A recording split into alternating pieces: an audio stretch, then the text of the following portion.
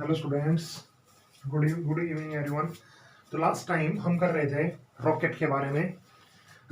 अभी 2 क्लासेस और लगेंगी बस इस पे, एक आज की और एक और वीडियो होगी, ठीक है, फोर्स के लिए, ठीक है। बाकी आपका जो मेन काम है एच सी वर्मा का और एनसीईआरटी का वो लगभग पूरा हो गया, ठीक है। लेकिन फिर भी 2 क्लासेस, एक तो इम्पल्स की रहती है, वो नेक्स्ट वीडियो बनाएंगे। आज एक और अच्छा टॉपिक करते हैं, उसका नाम है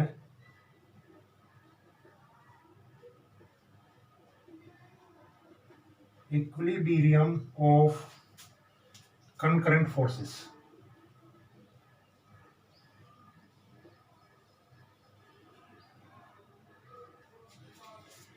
इक्विलिब्रियम ऑफ concurrent forces। अब इसमें 2 वर्ड हैं, एक तो है इक्विलिब्रियम। तो इक्विलिब्रियम से आप क्या मीनिंग समझते हैं? देखो, इक्विलिब्रियम का मतलब होता है नेट फोर्स 0, ठीक है। लेकिन ऐसा नहीं होता, वहां पे आइदर नेट फोर्स और नेट टॉर्क, ये एक नया वर्ड आपके लिए, इज 0, ठीक है। तो अभी आप ट्रांसलेटरी मोशन कर रहे हैं,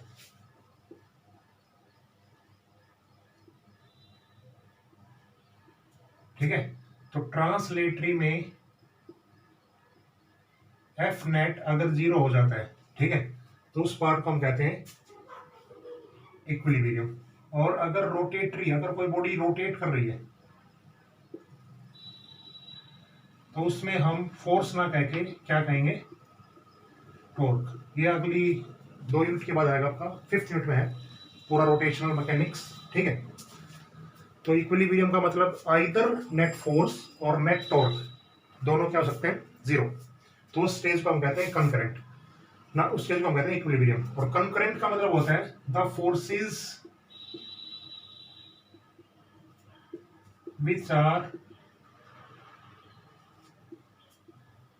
acting at same point is called is concurrent forces। उनको हम कौन सा फोर्सेस कहेंगे? कंकरेंट। मतलब एक ही पॉइंट पे बहुत सारे फोर्स एक्ट कर रहे हो तो उनको हम कहेंगे कंकरेंट फोर्सेस, ठीक है। तो इसका मतलब क्या हुआ?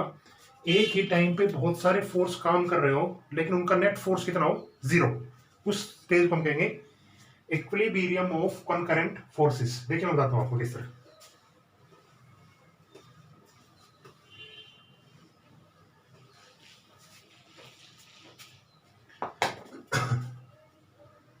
जैसे ये एक पॉइंट है, इस पॉइंट पे एक फोर्स ये काम कर रहा है, एक फोर्स ये काम कर रहा है, एक फोर्स ये काम कर रहा है, ठीक है, एफ, ठीक है। तो F1, F2, F3 इस तरह,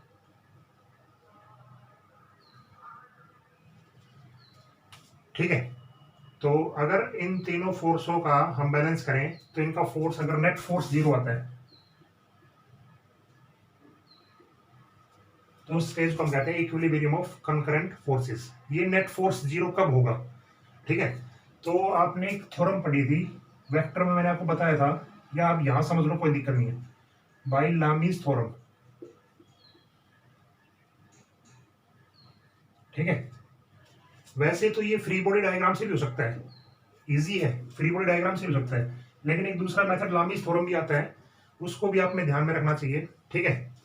मान लेते हैं ये एंगल है अल्फा, ठीक है, ये एंगल है बीटा और ये एंगल है गामा, ठीक है। तो लामीज थ्योरम क्या कहती है कि F1 का जो अपोजिट एंगल है कौन सा है? अल्फा अपॉन में साइन अल्फा। F2 का जो अपोजिट एंगल है कौन सा एंगल है? Sign beta. और F3 का जो अपोजिट एंगल है साइन गामा। अगर किसी तरह ये कंडीशन सेटिस्फाई होती है तो F नेट फोर्स कितना हो जाएगा? 0। और इस कंडीशन को हम क्या कहते हैं? लैमीज थ्योरम। इस कंडीशन को हम क्या कहते हैं? लैमीज थ्योरम, ठीक है। क्या आपको ये चीज समझ में आएगी यहां तक? ठीक है।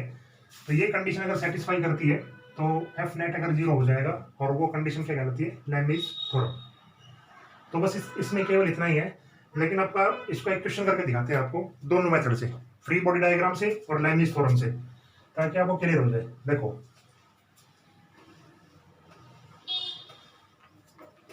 अगर आप एनसीईआरटी की बुक में है तो मैं आपको एनसीईआरटी बुक में दिखाता हूँ ये टॉपिक है कहाँ पे।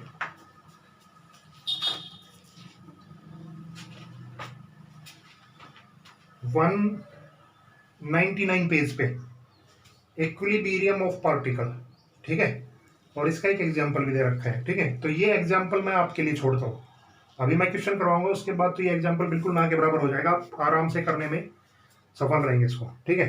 तो मैं जो एग्जांपल ले रहा हूँ वो सुनिए आप क्या है। देखो, मान लेते हैं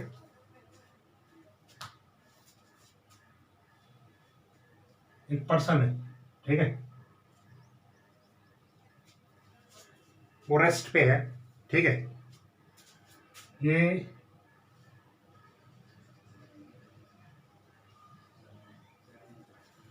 ये उसका कान है, कान, ठीक है, और यहां से इसके कान को खींचा जा रहा है, ठीक है। खींचने का मतलब आप ये सोच लो कि कोई टीचर किसी स्टूडेंट को पनिश कर रहा है, ठीक है, तो वो उसका कान पकड़ के ऐसे खींच रहा है, ठीक है, और ये ऑब्जेक्ट है रेस्ट पे, मतलब ये जो स्टूडेंट है वो किस पे है, रेस्ट पे है, ठीक है। ये इसकी एक हेयर है, चोटी है, ठीक है, बाल है इतने बड़े बड़े, ठीक है, और वो किसी टाइम किसी सरफेस के साथ, दीवार के साथ एंगल बना रहे हैं 37 डिग्री का, ठीक है, किसी टाइम वो 37 डिग्री का एंगल बना रहे हैं, और ये इसकी टेंशन है टी, ठीक है। क्या बताना है आपको, आपको बताना है कि इसका फोर्स या टेंशन, फोर्स और टेंशन आपको कैलकुलेट करनी है, कैलकुलेट फोर्स एंड टेंशन, ठीक है, कैलकुलेट फोर्स एंड टेंशन, ठीक है। मेथड फर्स्ट,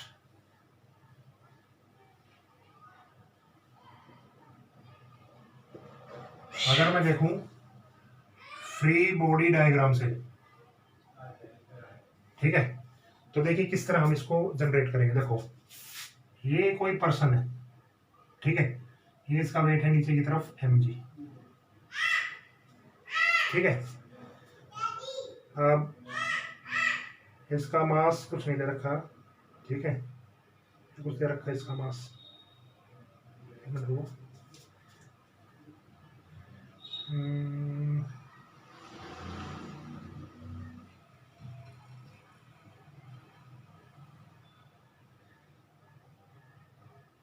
इसका मास दे रखा है एफ टी 20 kg, अगर इसका मास मान लें हम 20 kg, तो देखिए किस तरह हुआ, ये छोटा ही बच्चा है कोई 20 kg का, ठीक है। तो 20 kg अगर हम इसका मास मान लें तो देखिए क्या होगा, हाँ, ये इसका एंगल था थीटा, कितना है 37 डिग्री, ये टेंशन है इसकी, ठीक है। एक फोर्स इसने यहाँ से टीचर ने रखा है, ठीक है। अब इसके कंपोनेंट आप ब्रेक कीजिए, एक कंपोनेंट ये होगा, तो ये थीटा, ये वाला एंगल कितना होगा, थीटा 37 डिग्री टी, और अपोजिट एंगल कितना हो जाएगा बताइए, टी साइन, और ये कितना हो जाएगा टी कोस 37, और ये टी साइन 37, और ये एफ, ठीक है।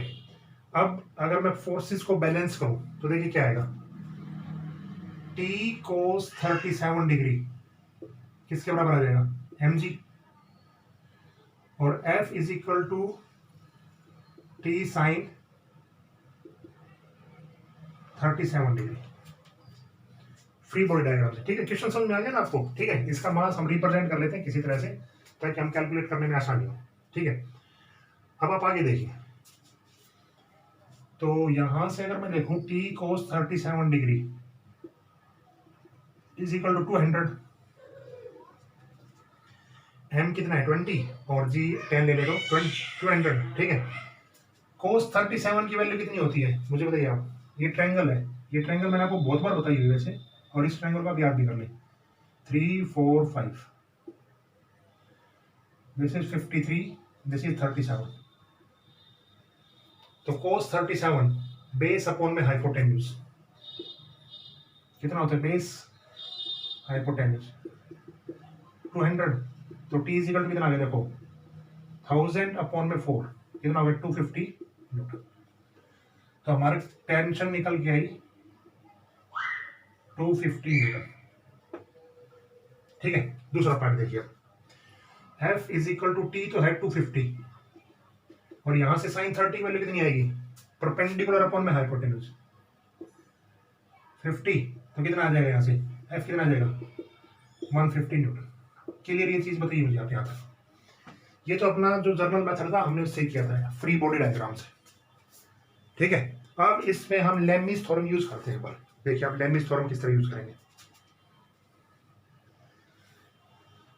ये कर लोगे ना आप ये, ठीक है ना। एक अच्छी बुक का क्वेश्चन था तो मैंने आपको बता दिया, ठीक है। मेथड सेकंड,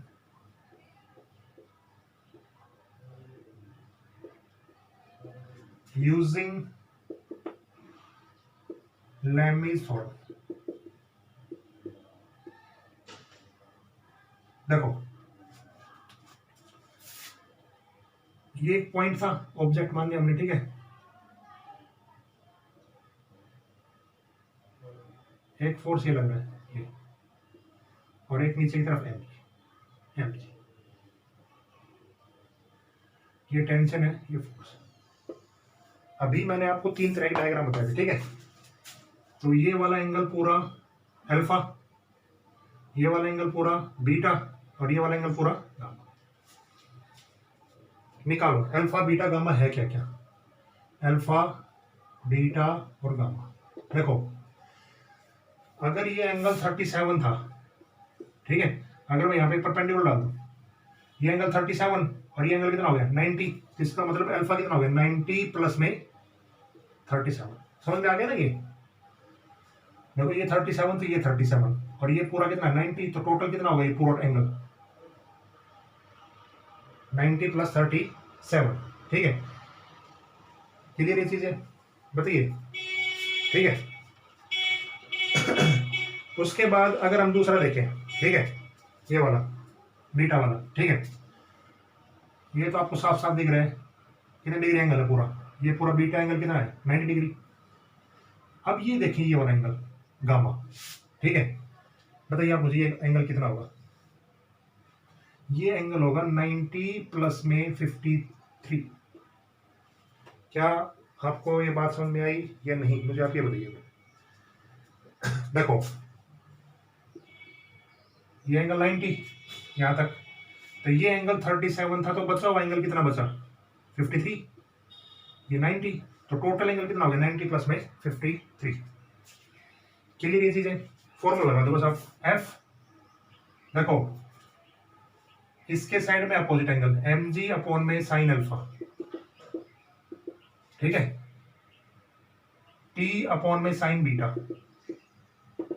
और एफ अपॉन में साइन गामा। बस हो गया अपना काम।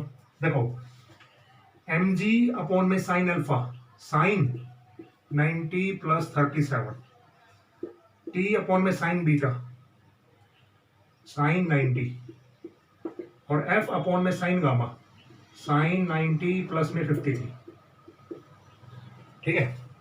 साइन का अगर मैं 90 प्लस थीटा लिखूं तो कोस थीटा लिख सकता हूं इसको, तो m g cos 37 sine 90 value कितनी 1, F is equal to sine equals cos 53, ठीक है। थोड़ा सा ज्योमेट्रिकल यूज है, फ्री बॉडी डायग्राम ज्यादा असर पड़ता है, लेकिन कुछ एक क्वेश्चन में ये अच्छा भी यूज होता है, ठीक है। F is equal to f upon में कोस 53 डिग्री, अब इनकी वैल्यू रख दो बस, और कुछ नहीं है। देखो एफ इज इक्वल टू कितना आ जाएगा टी कोस 53 डिग्री, हाँ इस इक्वेशन को इक्वेट करूंगा तो एफ इज इक्वल टू कितना आ जाएगा टी कोस 53 डिग्री, ठीक है। यहाँ देखो f is equal to t, अब ये दोनों वेरिएबल हो गए अपने पास, टी, और cos 30 की वैल्यू कितनी है, cos 53 की वैल्यू कितनी होती थी अभी देखी थी हमने ट्रायंगल में 3 4 5 में, तो cos 53 होगा बेस अपॉन में हाइपोटेन्यूज, ठीक है, ये था 3 4 5, दिस इज एंगल 53, ठीक है। तो 53 में क्या होगा देखो बताइए बेस अपॉन में हाइपोटेन्यूज 3/5, यहां से आप देखोगे तो यहां से 200 आ जाएगा, mg अप 200 अपॉन में cos 37 डिग्री कितना होता है, cos 37 होगा 4/5, 4/5 इज इक्वल टू t/1।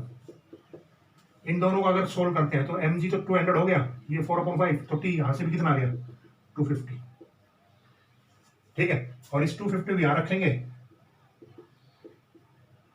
तो ये कितना आ जाएगा 150, आंसर दोबारा वही आएगा, ठीक है। मतलब ये एक मैंने मेथड सा लिया था आपको दोनों चीजें सिखाने के लिए, आपको फ्री बॉडी डायग्राम भी और ये भी चीज समझ में आ गई होगी शायद आराम से, कोई दिक्कत नहीं होगी, ठीक है। क्या एक चीज क्लियर हुई आपको आराम से, ठीक है। तो अब एनसीईआरटी का क्वेश्चन है 5.6 में देखता हूँ अभी, हाँ 5.6, ये तो बहुत ही आसान क्वेश्चन है, ठीक है।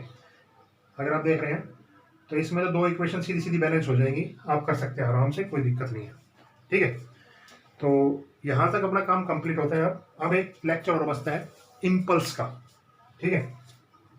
तो उस लेक्चर को मैं बता दूंगा क्योंकि इम्पल्स आप 9th में थोड़ा बहुत पढ़ चुके होंगे, लेकिन यहाँ पे भी इसका यूज है एनसीईआरटी क्वेश्चंस में काफी में, तो आपको इम्पल्स करवाएंगे नेक्स्ट वीडियो में। लेकिन जब तक आपको एनसीईआरटी एक्सरसाइज फोर्स की जरूर कर लेनी है, ठीक है। हाँ मुझे पता है थोड़ा सा दुख आपको जरूर होगा कि मैं आपको ये कहूँगा कि सारे क्वेश्चन लिख लेना फोर्स तक के, तो उसमें क्वेश्चन थोड़े बड़े बड़े हैं, तो आपको थोड़ा सा दुख जरूर होगा, लेकिन डेट विल हेल्प यू, ये आपकी ही मदद करेगा, ठीक है। जो जो क्वेश्चन आप लिखेंगे उसमें जो जो डाउट आपके आएंगे तो वो आप मेरे से जरूर पूछना, ठीक है। ऐसे ही मत लिखना, कभी उतार दिए सीधे बुक से, ले भाई चल हो गया काम, ऐसा नहीं, ठीक है। क्योंकि एनसीईआरटी क्वेश्चन बहुत अच्छे अच्छे क्वेश्चन होते हैं, आप उस लेवल को समझेंगे तो आप आगे मतलब आगे की तरफ अपना एक रास्ता एक कदम और आगे बढ़ा देंगे, बस इतना ही फायदा है, ठीक है। तो अगर आपको लगे कि आपको एनसीईआरटी करनी चाहिए कॉपी में तो बहुत अच्छा रहेगा। चलो आज की क्लास इतना ही करते हैं, एक वीडियो और है इसकी, वो अगले वीडियो बनाएंगे next time. Okay students, good bye, take care.